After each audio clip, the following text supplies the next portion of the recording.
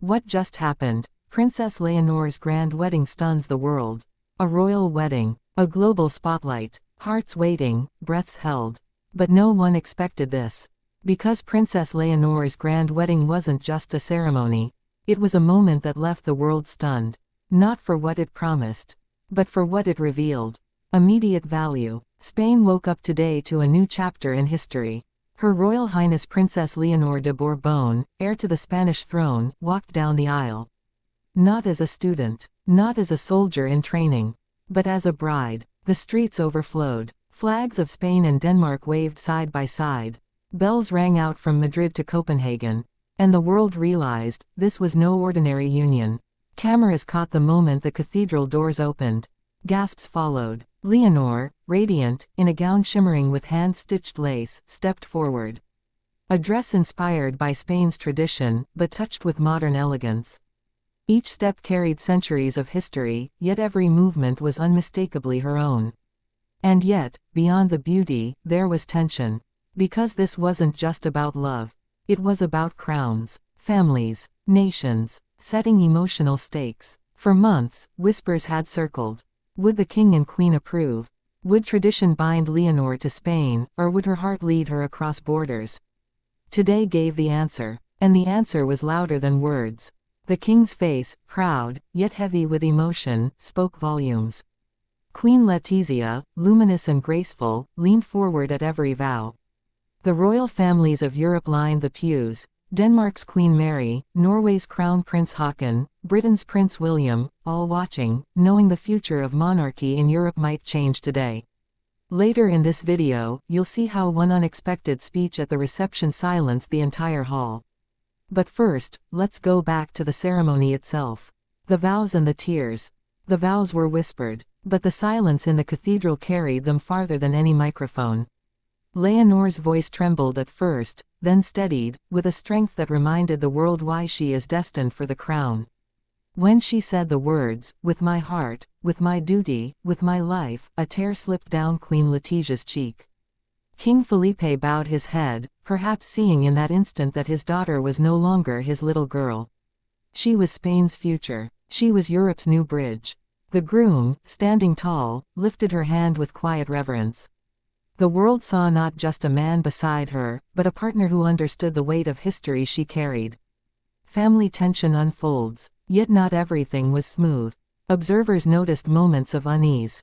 A quiet glance between Leonor and her younger sister, Infanta Sofia, spoke of unspoken words. Some say Sofia, though supportive, worried what this wedding meant for Spain's unity. Others wondered, did she fear being left behind in Leonor's rising light? At the same time, King Philippe's posture betrayed a struggle.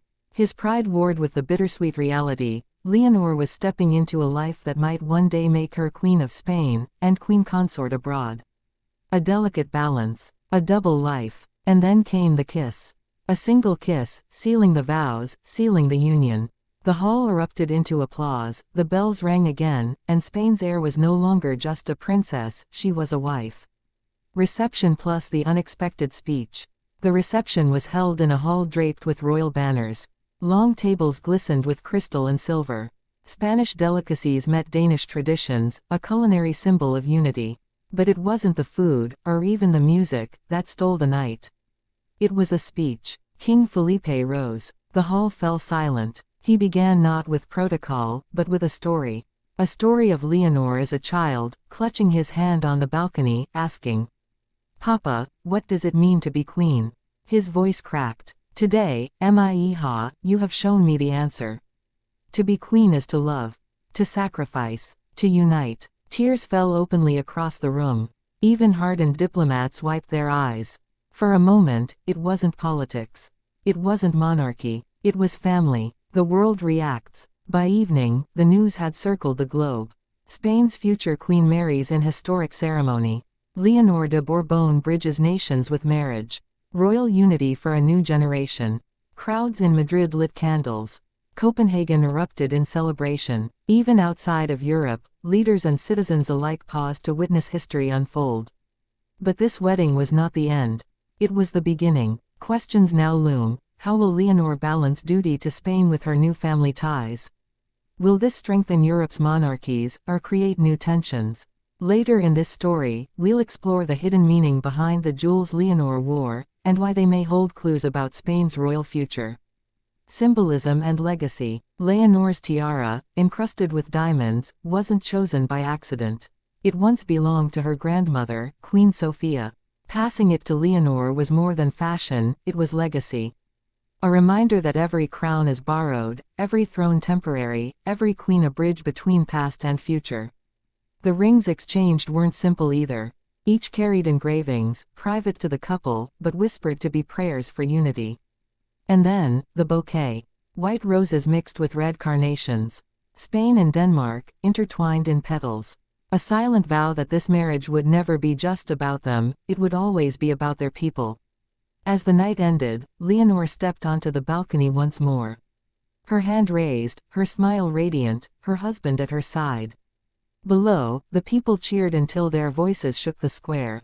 For the first time in centuries, Spain saw its future, not as distant history, but as living love. Yet behind the joy, behind the celebrations, one truth remains. This wedding stunned the world. But what comes next may change it forever. Because Leonor's story has only just begun.